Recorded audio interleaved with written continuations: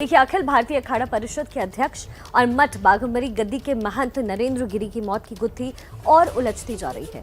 क्या सीबीआई इस केस की हर कड़ी के तार ढूंढ पाएगी? क्या सीबीआई उन हजारों सवालों के जवाब दे पाएगी जो महंत के रहस्यमयी मौत के बाद हर किसी के जहन में उठ रहे हैं?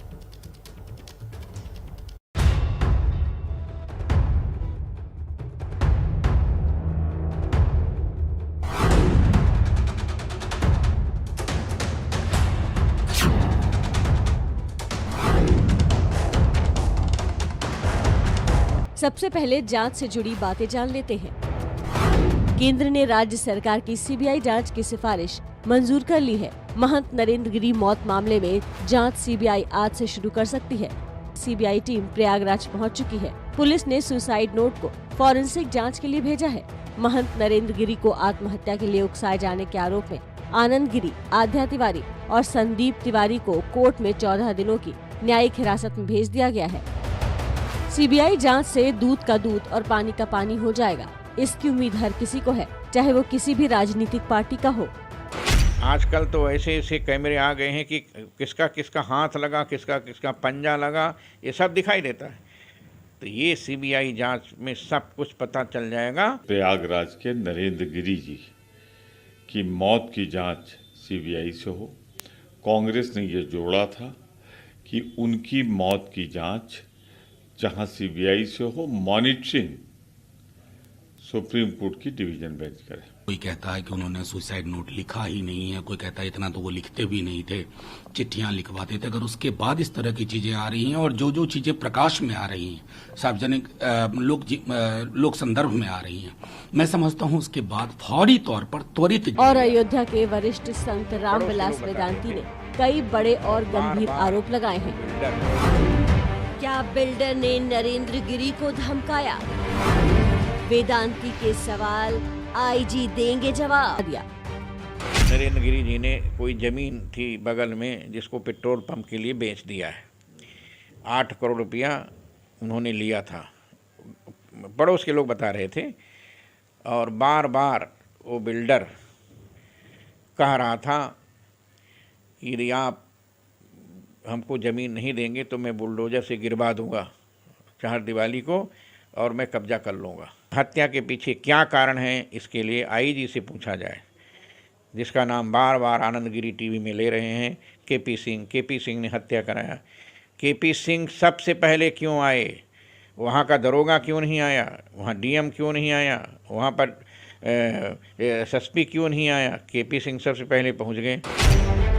रामविलास वेदांती कैमरे के सामने प्रयागराज के आईजी पर सवाल उठा रहे हैं। क्या 8 करोड़ की जमीन की वजह से महंत नरेंद्र गिरी की जान चली गई?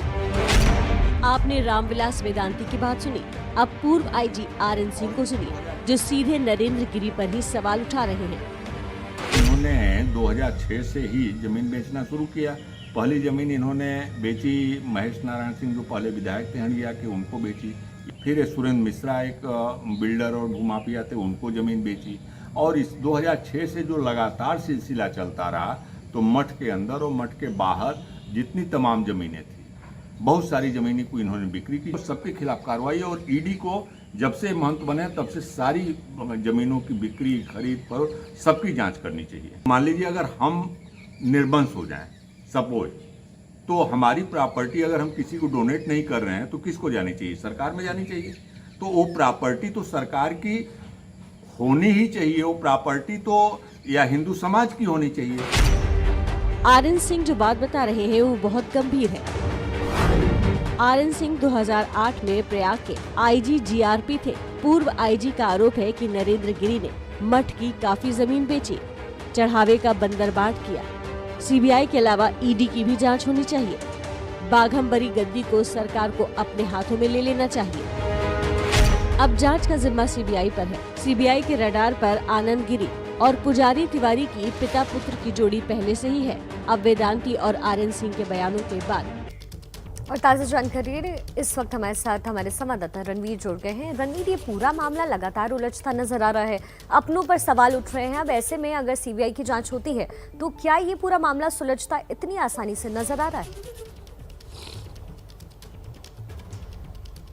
देखिए इतनी आसानी से नहीं सुलझेगा, लेकिन जो सीबीआई की पहली प्राथमिकता होगी वो ये इन अलग अलग जो चीज़ें सामने निकल कर आई हैं कि दरवाज़ा तोड़ा गया कि दरवाजे को धक्का दिया गया। अगर धक्का दिया गया तो पहले जो सूचना पुलिस ने दी थी वो तोड़ने की बात क्यों कही थी। इसके अलावा इतने भारी शरीर वाले एक संत जिनको गठिया की बीमारी थी, वो हिचक के चलते थे और वो अपने बेड पर टेबल रखते हैं, उसके बाद फांसी लगा लेते हैं। पंखा किसने चला दिया, रस्सी 3 टुकड़ों में क्यों थी, ऐसे तमाम सवाल हैं जो पहले शुरुआत होगी। और उसके बाद जो बड़े मुद्दे हैं जिसमें ज़मीनों को लेकर के किस तरह की डीलिंग हुई, ज़मीन किसने खरीदी, किसने बेची, पेट्रोल पंप का क्या मामला था, तो ऐसे तमाम पहलू हैं जिसको सीबीआई को जांच करना है। और फिलहाल आज संभव है सीबीआई इस मामले में परस्यू करे, केस की शुरुआत करे, एक फॉर्मल एफआईआर दर्ज होगी। एफआईआर दर्ज होने के बाद जो सीबीआई है वो अपनी एक कार्रवाई नए सिरे से शुरू करेगी। और इसको लेकर के कल जो सीबीआई की टीम आई थी वो प्रिलिमिनरी इंक्वायरी के लिए आई थी और जो पुरानी एफआईआर प्रयागराज पुलिस ने दर्ज की थी उस पर हमारी नजर बनी रहेगी। हालांकि जब से सीबीआई की सिफारिश हुई और अब सीबीआई जांच भी शुरू हो जाएगी आज से, इसके बाद कई पार्टियों में होल्ड लेने की भी जो प्रथा है वो शुरू हो गई है।